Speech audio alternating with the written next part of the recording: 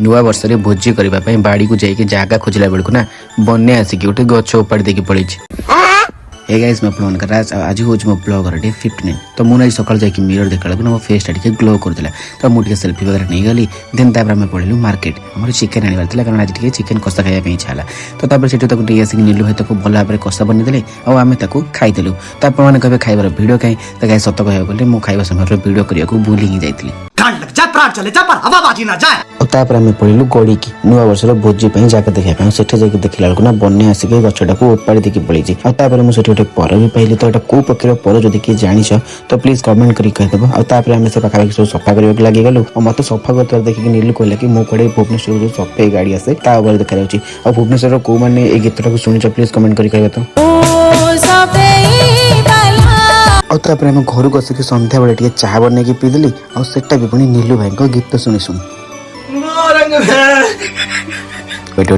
फल मारी देखी।